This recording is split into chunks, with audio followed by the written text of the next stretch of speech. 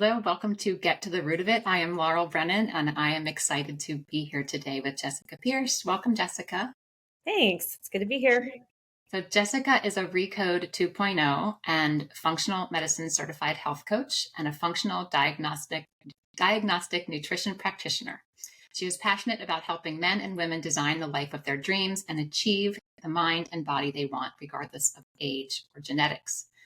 Jessica is on a mission to dispel the false notion that disease and decline are part of normal aging. She empowers her clients to be the architects of their lives rather than helpless genetic bystanders.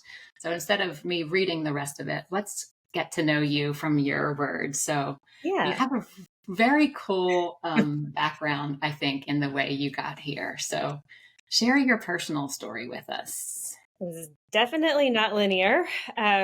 This is something that I've really started in the last, 5 or 6 years. I spent the first 19 years of my adult life in the Department of Defense. I was a counterterrorism analyst and then later kind of rose through the ranks a bit. But I spent, most of my career, hunting for bad guys or helping our military and intelligence community do that. So I got to learn, interesting enough, from, Navy SEALs and all kinds of other elite humans, which has ultimately been really interesting for me to have had that experience now doing what I'm doing and thinking about how we optimize our performance and our aging. But I really got into the brain health back in 2017 when I was serving overseas as a diplomat in Colombia at the U.S. Embassy in Bogota. And my mom came down to visit. And I knew that my grandparents had been sick for years. They had had Alzheimer's, I think my grandmother about 3 years, my grandfather going on 10. And I didn't see them very often, just by virtue of being a continent away. But my mom came down and all of a sudden she seemed really different. And I didn't know anything about Alzheimer's then, other than that it ran in my family. And the next time, maybe 6 months later, she came down a second time and it was really different. And she told me, she said, I've been diagnosed with mild cognitive impairment, which, for situational awareness, that's the stage before a full-blown Alzheimer's diagnosis. But it's not mild at all. It's basically, Dr. Bredesen considers it full-blown Alzheimer's. So she was in a panic. We've just watched my grandparents deteriorate over years, and it's the worst. As you know, it's just such a tragic progression. And she just was not having it. So thankfully, mom is a born contrarian, and she started Googling and eventually found Dr. Bredesen and his work, and found one of his colleagues, Mary Kay Ross, who at the time was in Savannah, Georgia. We were living in North Carolina, or she was, and she drove down 8 hours to go see her. They did all the tests and, basically said, you've got extreme mold toxicity. And we're going, wait, but I thought it was Alzheimer's. It's, and as you know, like you're smiling because we all know, like, Alzheimer's isn't one thing. Mold toxicity can either be, its own factor that causes the brain fog, or it can absolutely destroy those neural networks if left alone long enough. So she was incredibly toxic and inflamed. So we started, she was completely unable to do all the things that they wanted her to do. So I jumped in and trying to figure out how to help. How can I help her with this diet that they want her to do? She's tiny, and she lost 25 pounds overnight, it seemed, and was just wasting away. So she needed help with the diet and the lifestyle and this whole approach to reversing and preventing that decline. And that's how I got into it. So I went on Bredesen's website and I tried to take the training and realized I didn't have any kind of a health background, so I needed to get one. So I spent a year at the Functional Medicine Coaching Academy becoming a health coach. Then I went through the Bredesen training. Actually did it twice. And recently I just took it another step further because I really am, my background in the Defense Department makes me a real lover of actual numbers and data. So I wanted to be able to add that diagnostic nutrition practitioner element to my work with clients. Yeah, that's a really powerful story. And I didn't know all the details of that. Though we had a whirlwind of a first connection where we were like, just couldn't get the words out fast enough because we had so Yeah. many similarities and so many connections. And I love the last sentence in your bio, from intelligence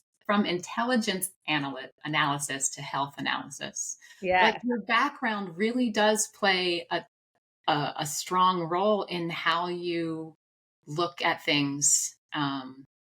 now, It really. it does. And Cool. I have to say, Mhm. when I first started doing this, I thought, you know, who am I to think that I can do this because I don't have a health background? And it was actually a excuse me, it was a point of insecurity for a while because I thought, I'm trying to make a difference in a world that's full of, nurses and PAs and doctors and, nutritionists and dietitians, and, what business do I have here? And it was a client that actually helped me connect the dots. And she's like, "You never stopped being an intelligence analyst. You still are." she said, Absolutely. she said, you went from looking at one type of data to another, and the information is never complete, just like an intelligence analysis. You never have the full story just given to you. You have to figure it out and connect the dots. And I loved that about my former life. And now I get to do it in a context of a human, a contained environment that is responsive and interactive with its environment, and you can actually give me immediate feedback, and it's infinitely more fulfilling, believe it or not, because I just love being able to see how people's lives are changing. And yeah, it's intelligence analysis just with different data set. Yeah, so cool. So what do you do? What is a brain health coach? um, well, it's funny because I started out thinking I'm just going to do cognitive work, and as I'm sure as soon as you start doing that, you realize that's a legacy that we carry with us from our current medical system, where we go to the neurologist for brain, the cardiologist for heart, the endocrinologist for our hormones, uh, and we, our system is structured to treat all of these things like they're not all in the same body and they don't connect. But the truth is, a brain health coach is a health coach. We create health. We don't treat disease. This, but uh, with the things that we do for the brain are also the things that extend health span. They help people get metabolically healthy, get their gut microbiome healthy, so that all the systems work better. And when all the systems work better, the brain does too. And you can, I think that's what I really enjoy about it, is that, yes, my specific interest is helping people lose the brain fog and prevent Alzheimer's. But I think we spoke about this before. I have, of my clients, only one came to me saying, "I need help with my brain." The rest said, "I want to lose weight," or I'm tired of taking all these drugs, and I don't want to have open heart surgery." So the really exciting thing has been that, as I've gotten to know my clients and my audience, we're all just doing the same thing. We're all doing health creation, and when you optimize your systems, the others tend to fall in place. Right. These So, positive side effects when I'm working on my brain health. Oh, oh, I also lost 20 pounds, yeah. and I no longer have IBS. I don't, and I'm happier. Right. The neurotransmitters tend to function a lot better when your microbiome is healthy, and yeah, you have good energy levels, you take care. I've had clients come to me and say, I'm exhausted. Like I have to take a nap after breakfast and then another one after lunch. And then, you know, I don't sleep well. And, I need to lose, I'm gaining weight. I don't know what to do. And it doesn't sound like a brain health question, but it is, because when you, when you look at why someone's needing to nap after meals, there's a blood sugar problem. When there's a blood sugar problem, there's a brain energy problem. And you have to, you just peel back the onion and start kind of working through the channels, the clinical complaints, and you fix the blood sugar and suddenly energy levels improve and brain fog tends to come down a bit. So Right. it's 100%. fun. And what we've learned in our training is that, I mean, by the time symptoms show up for brain fog or cognitive Yeah. decline, things have been working for, under the Decades. surface for decades, Yeah. 20, 30 years. So if we can, help people when the complaint is just IBS, then that is exciting, because we might help them. What we're doing now is going to help them decades from now.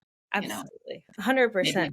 Maybe they'll never see Yeah. cognitive decline, or maybe they'll get it when they're 90 instead of when they're 60. Right. And, Right.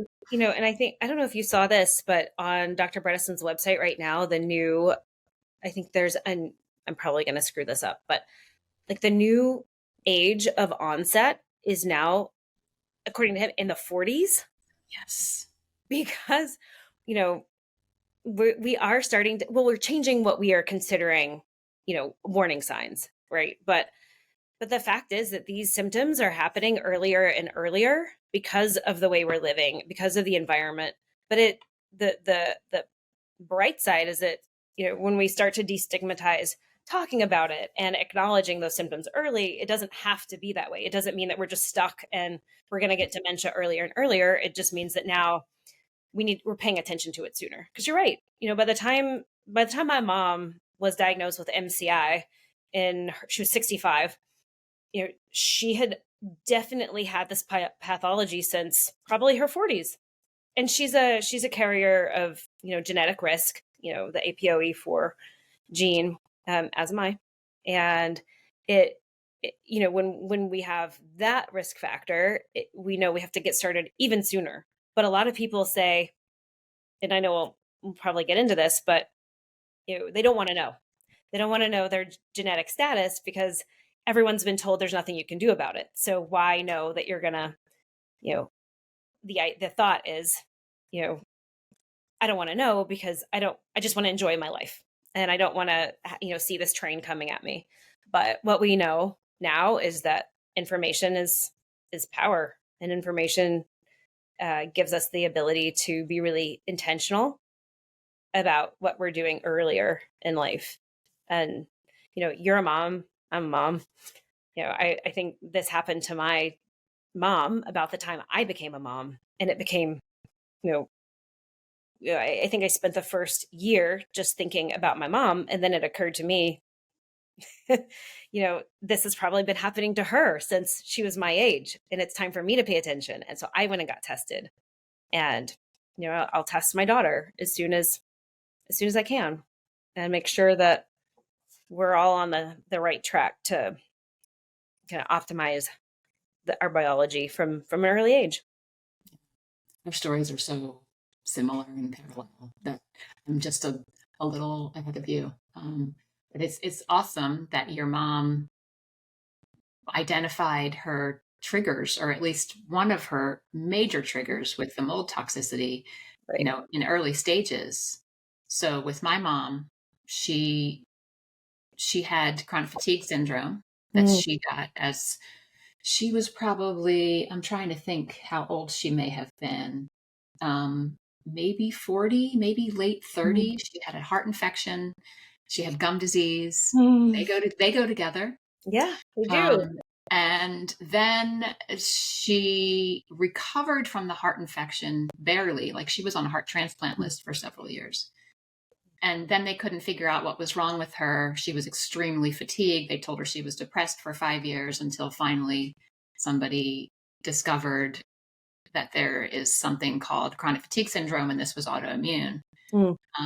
She was always reading, she felt like there was more to learn. She's like, I think I have candida overgrowth. She always had issues with yeast and candida. She had a long life of allergies. And it wasn't until I got a diagnosis of multiple sclerosis and went to a nutritionist who practiced functional medicine. I changed my diet. I dramatically improved. And she was like, maybe I should look into this as well. Because she had been thinking, diet could be playing a role in some way. She was eating blueberries a lot because she read blueberries are good for you, Yeah.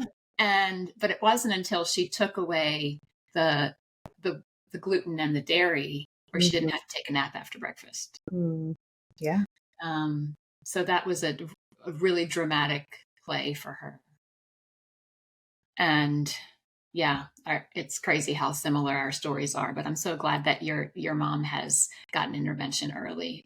In hindsight, when I look at all the things that could have contributed to my mom's illness, I'm also thinking, well, she was the person that was the fixer-upper for everything in the house, and she loved to restore antique furniture. And how many toxins did she breathe in when she was scraping lead paint? And, we lived in an old house and all those things. Those things.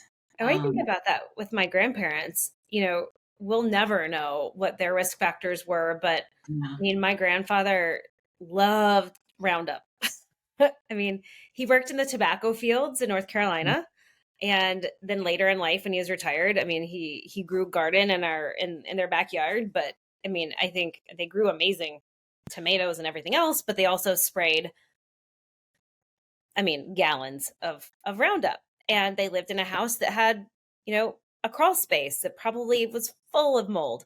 We'll never know what was actually going on with them. Oh, and they ate sugar and like it was their jobs, and the things that we wish we knew back then. It's too bad, but the chance is all there to do it right. Right. You also reminded me our stories are crazy similar, because I think we figured this out when we first talked. I also was almost diagnosed with MS, although I asked the doctor, like, what are you going to do if I let you do the spinal tap? What changes for me? And he's like, nothing really. We just, now we can note it in your record and start putting you on immune suppressants. It's like, no thanks. So I've never been diagnosed. So it doesn't really matter to me. Right. But the path, the signs are there. Right. But you're doing all the things that you would do to optimize your health, whether you had MS or not. So right. Exactly. So I saw no benefit in planting that seed in my head. Right. Yeah. Yeah. Oh my goodness. So thank you for all that you've shared. When you're working with a client, whether they've come to you for brain health specifically or just optimizing health in general, what areas do you feel make the most impact for your client? Like where do you start? It's a good question. If I were doing, a group class, I certainly have a sequence, but I think the most important place to start with any client is just, it's different. It's different with each one. So I think the place to start is to really get to know them and what they're experiencing, how long they've been experiencing it. Why are they addressing it? Because, to give you an example, I had a client that I started with in November, and he didn't come to me for brain health. We had been working together for over a month before he told me his mom had Alzheimer's. When he came to me, he said, I want to lose weight and I want to be around for my grandkids. He had a new granddaughter who was, a couple weeks old. And, had I started with him talking about, like we're trained as coaches to talk about, what's your meaning and purpose that's going to help you get through hard dietary and lifestyle changes, I would have lost him. What we did was we focused on what was important to him at the time, which was losing, 20, 25 pounds. And it was, it wasn't deep work at the beginning. It was just helping him get some momentum and seeing some results and feel better and just gain the confidence that he was capable of getting on track and looking forward to a longer life, because he really thought he was going to die. He was, he had just had a number of really serious health concerns and scares, and he was afraid of dying. And when he started to see some results, I think we finished our entire first 3 months of working together before we ever talked about mindset. And I remember I sat in his office and he said, "Okay, so now what?" And I said, "Well, now we get started. And, now we get to talk about what you want with the rest of your life." And I don't know if he'll ever hear this or see this, he'll recognize himself, because he sat there and he goes, "Oh, I get it now." And, he's very funny. He's funny, but he'll come back and tell me now that he's been out at a party, or he'll be in all these, situations where people don't think and act like he does. And they'll be passing the desserts or passing, the free flowing liquor at 10 o'clock at night, or the cigars and all this stuff. And he'll say, "Jess, I thought about it and I realized that does not align with my vision." And it's just so heartwarming to see when you let the client really decide what's important, that they get there and then it's sustainable. But to answer your question, if it were just my mechanical, I love to start with sleep and diet. Those two are some of the easiest things to address because they're very tangible and they make a really big difference. And without a good diet and without good sleep, where your brain gets into that deep NREM where it can clean up, your risk remains very high. So those are the two kind of areas that I start with, in a group class or with a client that just needs some early wins. And then we definitely talk about the mindset when they're ready. That's awesome. And every person is different. And some people come to you because they've done a lot of work on their own and they're ready to jump in. Like, tell me what to do. I have already am of the mindset that I am ready to roll. Yes. And sometimes you have to wait on it, just like you said. Yeah. And you just, I think that's part of the art of coaching, right? Like, we're not teachers, because if we were teachers, we would just sit down and teach what the right, or what a healthy, blood sugar or control is, or we teach what good sleep habits are. But if it were that easy, then our jobs would be very easier. We could just give everyone a book. But you have to, what's rewarding and challenging is getting in to their minds and then helping them get into their minds and then back out at the end. It's fun. Do you feel like you're battling with the public kind of knowledge, the public belief systems of what is possible? Yes. Come up. Yes. And, I would be lying if I said that every client that I've had has been successful. I know we've both had this experience where, you see someone that has come to you, you can help them, that, you see the potential, you see where you can go, you see what, where the challenges are, and you just, it's painful because you know exactly what's, maybe not exactly, but you have a really, really good idea of what would help them feel amazing, lose the weight, clear the brain fog, prevent these diseases, create health. But they are also being told by their neurologist, by their family doctor, by their cardiologist, by their gynecologist that this is normal. This is normal aging. There's nothing you can do about it. This is just what happens when you get older. Whether it's the women as we go through menopause, having, these horrible menopause symptoms that we have almost been conditioned to just accept as the inevitable and the rite of passage. But we know that, the steep drop off of those trophic factors really impacts our brain health long term. And we're just conditioned to accept it.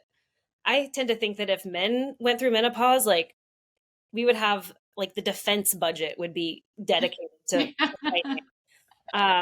But that's just me. But yes, and then I've had family members, as I know you have, tell clients that this is nonsense, that it's not going to work. It's there are dozens of different reasons why we know as though it's fact that there's nothing that can be done. Therefore, this is snake oil. I hear that all the time, and I keep thinking, what's actually snake oil? The $1 billion of drug research that's gone into absolutely nothing that's useful, or a very challenging diet and lifestyle modification that is not a one and done. It's a lifelong commitment that we do have data to support. We do see improvement.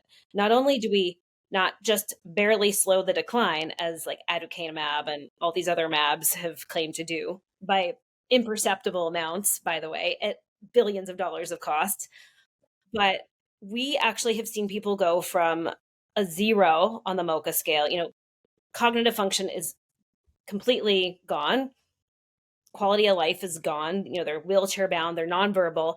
We've seen them go into the tens and teens on this, and regain some autonomy, regain some function, regain some cognitive capacity. And then when you walk that back and you get a hold of someone like my mom, who just wasn't herself and was brave enough to raise her hand and say, like, I need help, like something isn't right, she's completely fine now. She scores 30 out of 30 on the MoCA. She lives independently. She drives. She takes care of my daughter. She's great. And she's, this was 6 years ago. No, this was longer. This was, wow, 6 years ago. And, she got started now knowing what you and I both know and what this community knows. She got started late during full blown Alzheimer's for all intents and purposes. And she's still okay. So what happens when we start to normalize talking about brain changes and destigmatize it so that it's not shameful to say, my brain's not working, or I have brain fog in our 40s, and get ahead of the curve even further. So, I think that just the narrative that this is a genetic sentence, that there's nothing that can be done, that you just, hold on a little longer and there'll be a miracle drug. That's the hardest thing. And, part of why I do what I do is to chip away at that narrative, because it's, in my opinion, the single most damaging factor to our ability to reverse this trend at a national level or at a worldwide level, is this just destructive and false belief that it's a genetic sentence and there's nothing you can do. I do tell people, I don't win all of them, and I have some clients that just aren't going to go down that path with me. But I try to tell them, like, if you're getting this feedback from family and friends, one, you have to decide what's important to you. But the other thing is, let's do a cost benefit analysis at a really basic level. The cost of you being wrong is that you're going to sit there and you're going to wait for a miracle drug that probably will never happen, because if we actually pay attention and understand what's happening with Alzheimer's, There's no way one drug could ever do that, could fix that. So we can sit around and wait and not change anything. And I'd say you have about 100% chance of continuing to decline. Or you can do the things that make sense from a scientific research perspective, but also just general healthy living. You can do all those things. You can, focus on your sleep, focus on your stress levels, detox your diet and lifestyle. You can, get more exercise, increase your BDNF, and engage in your community and brain train. And you know what? You may still get dementia, but like you said at the beginning, maybe you get it at 90 instead. But you know what is almost 100% guarantee is that up until 90, you're going to feel a lot better. You're not going to spend 75 to 90 hobbling around on uncomfortable joints with your brain slowly declining. Yeah, you may still get dementia, but you're going to enjoy a whole lot more of your life up till that point. You're going to have a better quality of life. You're going to have improved metabolic profile. Life is going to be better. If I'm wrong, you still win. And I don't mean me personally, I mean like this approach. Like if this doesn't work for you, you're still going to feel a lot better, probably live longer, and do it more independently and happily than you would have if you had just sat around and waited for a drug. So I try to put it in perspective that way. Yeah, so true. And I didn't know the timeline prior to this conversation with your mom. So that's such amazing news that she's 30 out of 30 on the MOCA. So for those that don't know, if she received a diagnosis of mild cognitive impairment, she was below a 27. Mm-hmm. So she was 25. I don't know if she was 25. Mm-hmm. Yeah. So there was some objective measures that they could see on a test that there was some decline. And 6 years later, after detoxing from mold, what else is she doing in her lifestyle? Oh, we do it all. We do it all. So no grains, no sugar. I know this is where I lose everybody, but it's it's a ketogenic diet. It doesn't mean that you can never cheat. I mean, you can go off the rails and then get it, come back. It just depends on how advanced you are and how serious you want to be about it. But, at my age, like I allow myself some wiggle room. Mom does too. Mom will have dessert every once in a while and it's okay. But she has a pretty strict diet. We eat as clean as possible. We don't do conventional anything, which I realize like can be expensive, but there are ways, this is where a coach comes in handy because we know a lot of the like tips and tricks for how to eat and live clean without breaking the bank. So mom, she spends time every day, brain training. She's really, really, really good about that. She spends time on Brain HQ.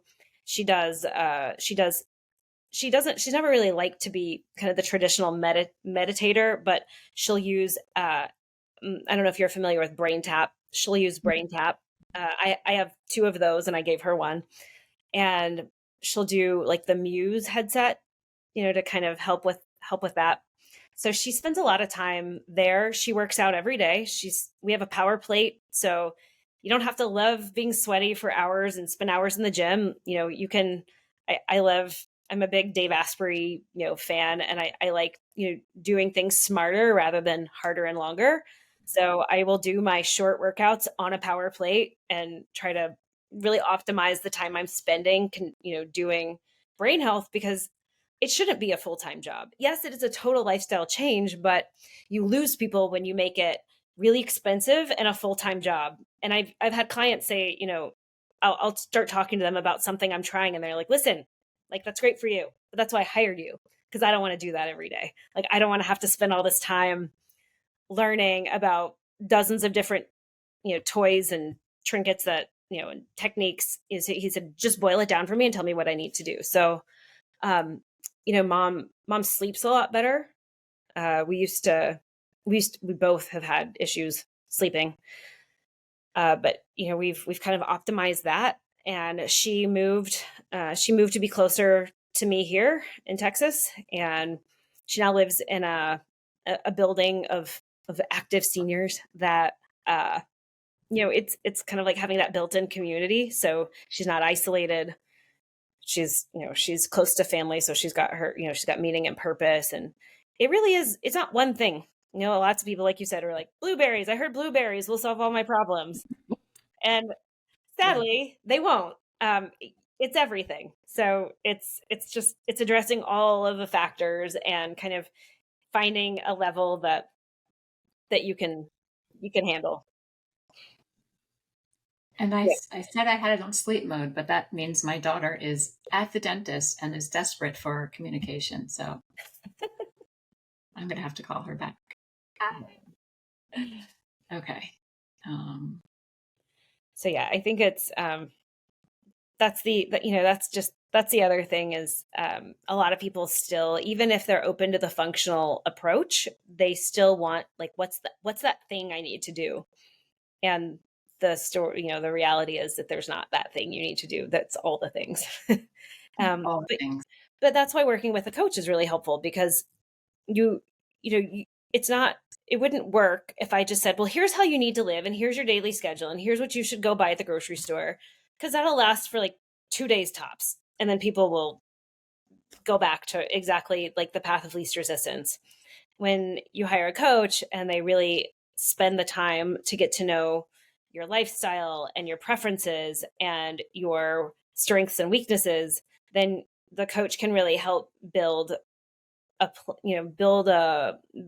lifestyle and a diet plan that really fits with who they are already, and it's not as steep of a climb. It's not as overwhelming. Right. Baby steps. Baby steps will work. Mm-hmm. Yeah. And you have to do what's just right for you at that moment in time. Yeah. I have to ask a question about the power plate because I don't know what that is. Oh, I love it. So the power plate is, and this surprise, it was designed by Tony Molina, who was a Force Recon Marine. So like the Marines, Navy SEALs. So even crazier. They're not as well known, but they're all completely nuts in a great way. So he's such a hardcore guy and such a biohacker, and he's like really talks about how like we're all in this like human zoo, and we've lost touch with the ground. Like we don't do that like ion transfer. We don't move our bodies. We're in this like kind of Wall-E kind of like path to just floating through and getting fatter and fatter. So he designed the power plate, which is a whole body vibration platform, and it moves I think it's 30 to 50 times a second in 3 different planes. So up, down, left, right, and like kind of whatever the third dimension is. But it is essentially creating that, kind of that muscle activation. I'm not saying like you stand on it and you're going to get huge quads, but it's creating that muscle activation, which helps with blood flow, oxygenation of the tissues. It's because of the vibration, it's like a micro impact. So for women, as you start to age and lose some of that bone density, it is actually rebuilding the bone density.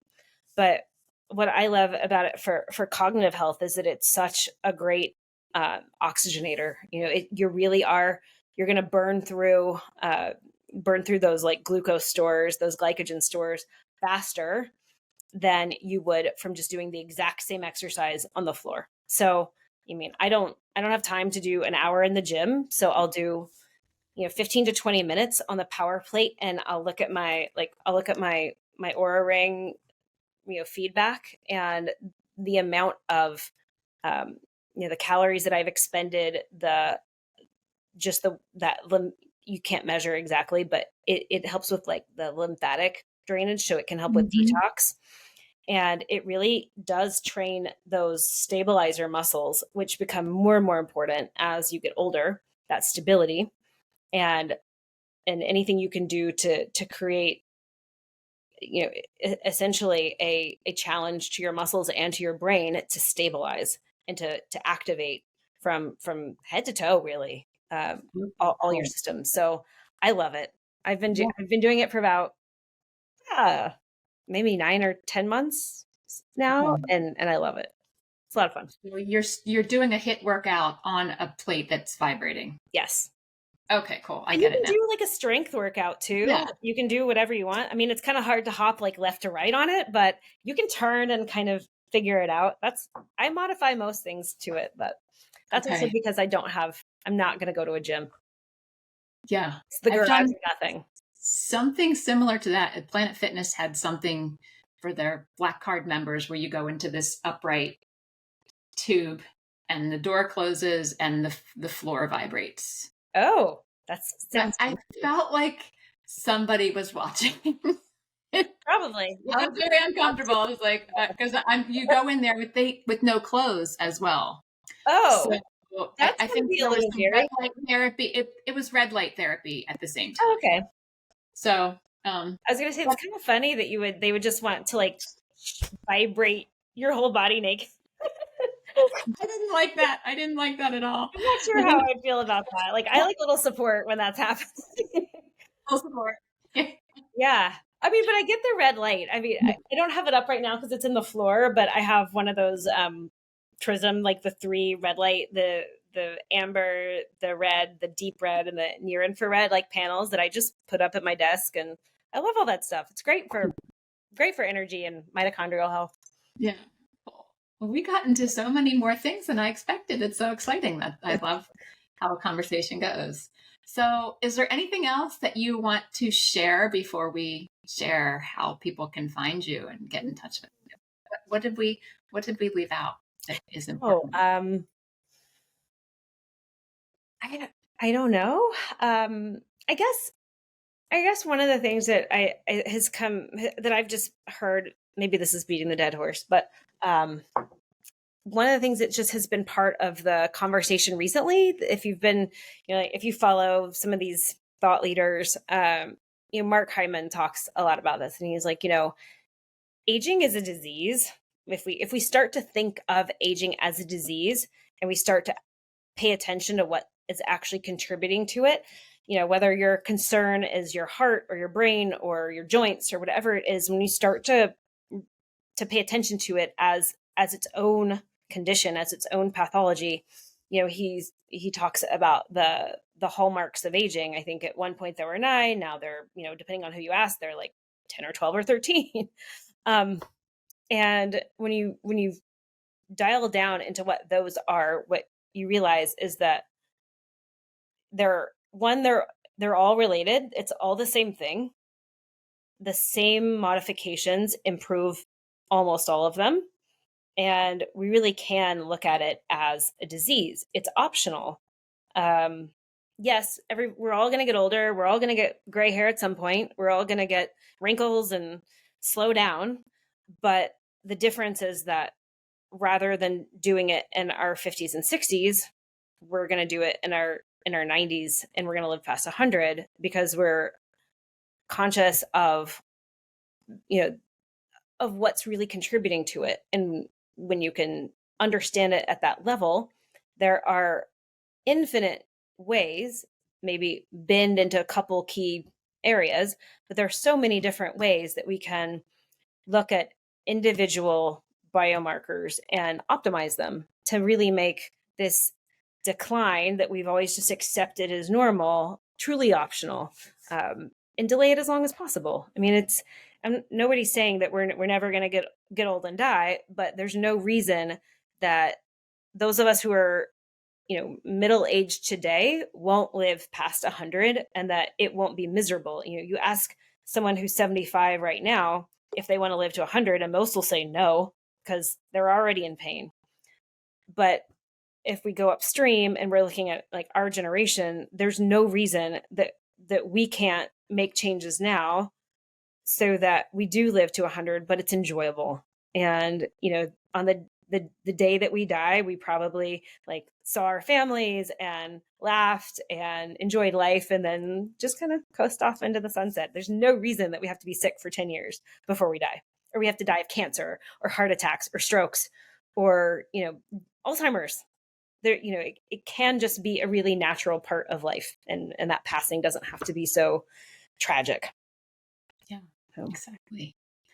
I wanted to just highlight the discussion about mold because it came up today and I was unaware prior to our conversation today that it was going to come up. And I just had a conversation on a recent podcast with somebody else who recovered from what she sees as a misdiagnosis of Alzheimer's because once she cleared the mold and treated the Lyme, cognitively she was functional and well again. But I want to help people get more information there because sometimes it can be overwhelming. Like, wait, what, mold? Well, I don't have mold. So listen to the podcast with Brian Carr from We Inspect because he gets into all the places that mold can hide and why it's important because it's kind of, I feel like it's a bigger concern than we realize. And once we start digging into people with decline, digging into their background, it's like it might come up. It rarely comes up in the first conversation. It comes up like 3 months later. And doctors don't ask about it. Yeah. I mean, they also don't, when you go to your neurologist, they don't ask you what you had for breakfast unless it's in a memory test. So, but you're right. It's not something that's part of, our initial thought process. Yeah. I mean, it is for people like you and me, but, a lot of people will have these debilitating symptoms. And one of the flags that you need to really look into mold is if you can't figure it out. Like if you're just stumped, that's when you really need to go look for mold, I think. I'm sure Brian's conversation was, I like to listen to it. He's great. He's great. Yeah. But it's true. Like it's this thing where people just, generally describe it as, well, your brain's not working. Must be dementia, which is this umbrella term that is non-specific and actually means dozens of things. It is, Bredesen says, it's brain not working syndrome, which can be from a million different things or combination of things. And when you fix those things, you patch the holes in the roof, it stops leaking. It starts working again. And you're right. People don't think about mold, but it's so common. I think I heard, I don't know what if Brian had a statistic on it, but I mean, it is estimated that it affects like 50% of the population at this point because of corporate and residential water damage. It's crazy. Right. And this can happen at work. I was, before I stopped working, and I won't point any fingers, but I worked in a building that had known black mold. I mean, it was everywhere and it was not being addressed. Oh, it had known black mold. Yes. Visible and tested for extremely high levels of black mold. And it was not until someone basically called the local San Antonio paper and blasted them that they did anything about it. And even then, as we know, what you do about it can be just as bad as the mold itself, because you stir up all those toxins and they start protecting themselves and releasing more spores. So unless you have your remediators really know what they're doing, it can make the problem worse. So that's exactly what happened where I used to work. They came in and like blew air around and like replaced some drywall, and shockingly, none of us got better. We all felt terrible, and we had this like brain fog and this fatigue and irritability and just felt like crap. And then you go home and you're like, I have energy back. And thankfully I wasn't there for 30 years, but there are people that live in a home for their whole lives and they're poisoning themselves and they don't realize it. Right. And in case someone hears that and says, well, I don't feel bad, also know that it doesn't affect everyone the same way. Yes. So you could have two people in the same scenario, same environment. One person feels bad, one person doesn't. So yeah. and I'm sure you've read Neil Nathan's book or you've heard him talk, and he's like, these are the people that have been called hypochondriacs, have been called crazy. They're really dismissed because conventional medicine doesn't know what to do with them. They don't have this level of training or awareness. And then these are the people that live in the house with other people who are perfectly fine. And this is what happened to my mom. She was she was recently married, moved into her new husband's house, and immediately became really, really sick. And he was frustrated because he's like, I'm fine. This is clearly in your head. And that is one of the most common experiences of people with this type 3 toxic Alzheimer's, is they stay quiet because the other people in their house are perfectly fine, and they start to believe they're crazy. And it's not until you meet a practitioner like Neil Nathan or anyone trained by him, or Shoemaker, Bredesen, a Bredesen trained person who can say, no, that's absolutely normal. Like we have different genes that respond to toxins differently. And my mom is one of the, I think it's like 25 to 30% with the genetic predisposition for really poor detox as well. So it means that she's going to react differently to mold than her ex-husband, and who's now ex. So shockingly. But yeah, it's, very true. So if you're in a house with somebody else that's totally fine, like, you're not crazy. Still, it's very possible. Yeah. Yeah. Something I want to highlight is community and stigma. So thank you for being on a soapbox with me today, trying to break down the stigma so that hopefully people feel comfortable to come out and say, I got a little brain fog and I am concerned about it. Or I have, subjective cognitive decline, meaning you keep it in your head, like you're trying to hide it. Like, is anybody else noticing that something is off? But nobody is noticing it yet. That's your body telling you it's time to do something. Yes. Don't be afraid of the stigma. Come call Jessica or I, or track down another Bredesen trained coach, because there are things you can do now. And go ahead. No, that's such a good point though, because I think people are, this is that difference between us reversing the trend and not, is that when if you can raise your hand early, the likelihood that you can turn it around completely and avoid it completely is, I think Bredesen said it's almost 100%. If you wait and you keep waiting and you keep waiting, yes, there's still stuff that you can do, but it gets harder. And there was one more thing I wanted to mention, because we have all these like cute names for cognitive decline, and it starts early with women, when it really is innocuous, which is the baby brain, right? Yeah. Like, so when we have our kids or we're pregnant, or especially when we're new moms, we call it baby brain. And it's a temporary thing. It makes sense biologically that, like, we're tuned to forget everything else except what's happening with our infants. But so we call it something cute and we excuse it and we move on. And that does usually resolve, when our kids get a little bit bigger. But then, because we've already got that mindset, when it happens as we go into perimenopause and menopause, the change brain and all the like hormones and the, all that, we just go, we just stay quiet, because, we're conditioned that menopause is just, it is what it is and there's nothing you can do. So don't complain about that. Laugh about your brain changes. And then a few years later, we start calling them senior moments, and we think that's cute too. And it's not cute. Like, even my dad will say, like, it's just part of getting older. And I just want to continue to put it out there that it's not part of getting older. So, like, why not raise your hand? Because if we're all being honest, we are all having some of these. If we're paying attention and we're all being honest, we start raising our hands in our 40s, I think.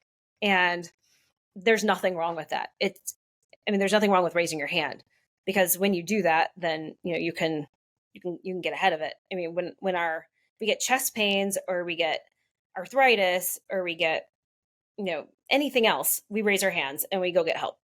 But Dr. Bredesen made the word cognoscopy famous, but the reason we don't do that, I think, is because one, we don't think that we can do anything about it, but we also don't have any pain receptors in our brain. Our brains don't hurt. So the only signal you're going to get is that it's not working the way it used to.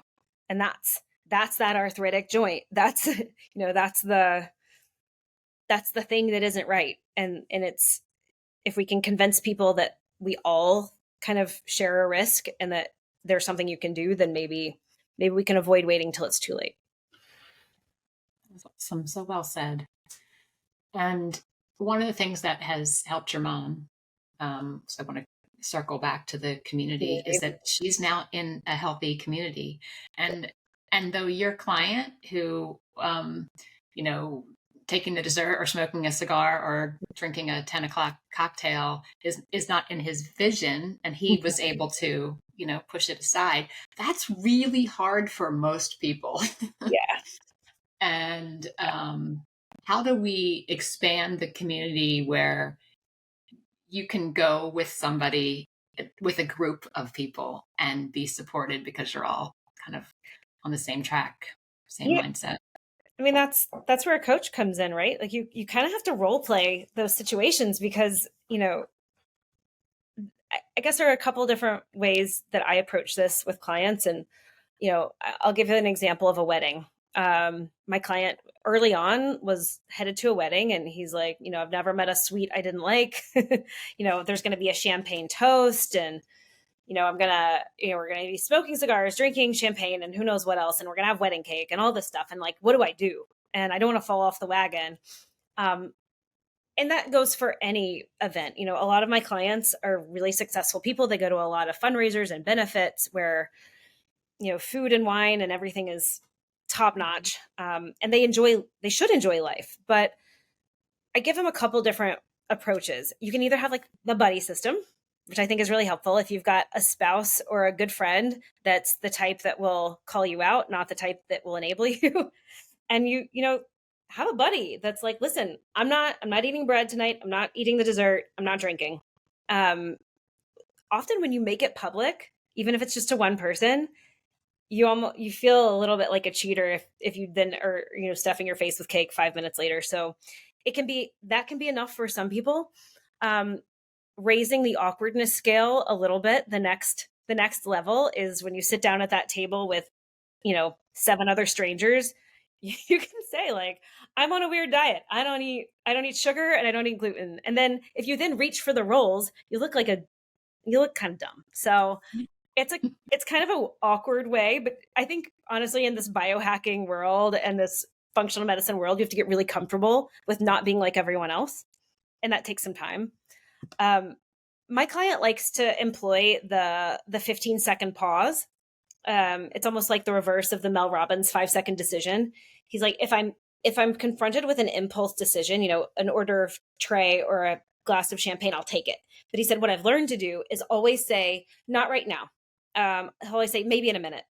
And that gives him enough of a cognitive pause for him to go, no, like I'm going to make a better decision. It slows down the decision point for the frontal lobe, I think, to catch up and make a better decision.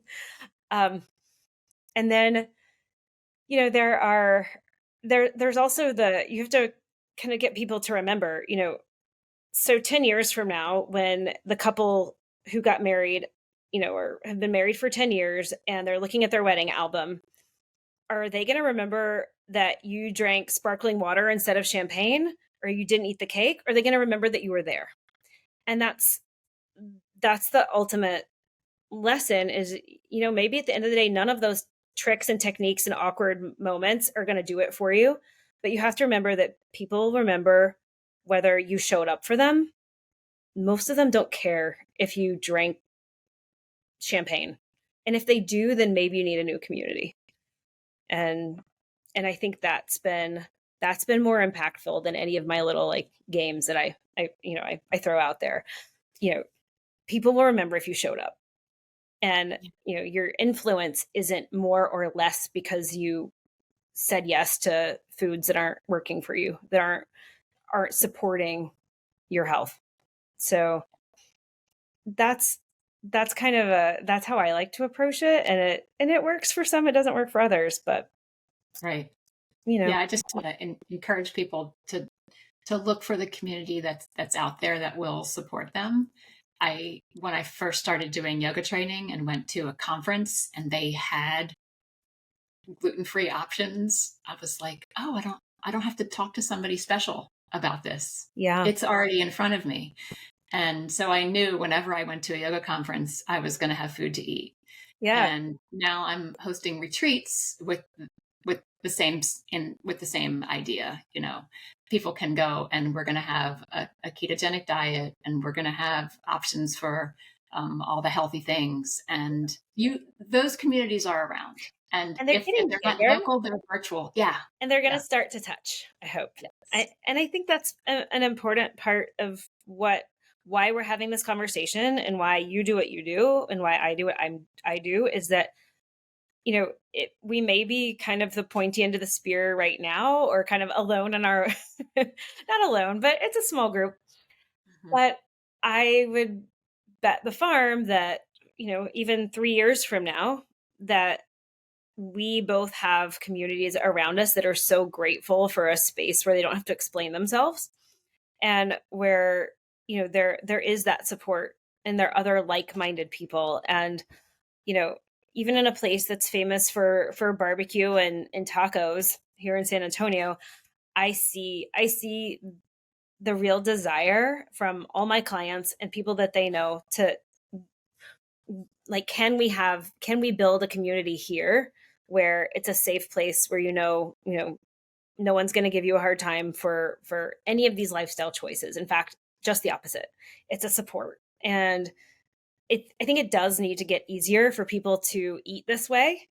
um, it is hard. I was just at the biohacking conference in Orlando, and I went with a friend of mine, another health coach, and we just couldn't get over. It's like every morning we got mold-free coffee with minerals in it, and like the butter added so our brains worked. And then we had a grain-free, dairy-free, wild-caught, or, grass-fed lunch.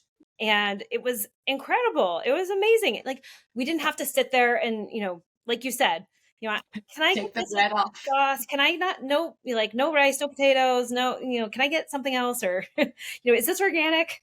And you feel kind of like a jerk being that picky, but when you find your people, you, you find your people. And Yeah. So it exciting. is the new normal. And we just need to expand those circles a little bit. Yeah. And I'm just going to jump on, you said bet the farm, and it reminded me the farmer's market. Yes. I always find my people at the farmer's market. I can talk Yes. forever to the regenerative farmer and the organic farmer. I'm like, yes, they Yeah. exist in every community. They They do. do. And when I first got to Texas, I thought there was no one here that cares about organic food or regenerative agriculture. So I went to the farmers market, and I found a guy. His name is Lee. He's like Southwest Texas Farms, and we are still friends to this day. I follow him everywhere. I will not buy beef from anywhere else. He has chickens. His pasture raised eggs, and he grows tomatoes with no pesticides. And, he knows, he knows that if I'm coming to the market that day, he basically sets aside like half of what he brought, and I just fill up my freezer. But he's become a friend because he's Yeah. part of this community. Yes. And we joked last week because the farmers market didn't happen last week, but I needed beef. So his wife and kids are in Australia, and he's like, I'm just stuck at the farm with the cows. Like, I'll drive into San Antonio. So we did like a parking lot beef exchange. And it was really fun, because like the community has those same values, and they appreciate the consumers who care. And then I appreciate that he does what he does, but I also feel like I have like we have this community, and we have different pieces of this pie, but together, like, he's spreading the word about eating in a way that's good for the animals, good for us, good for the environment.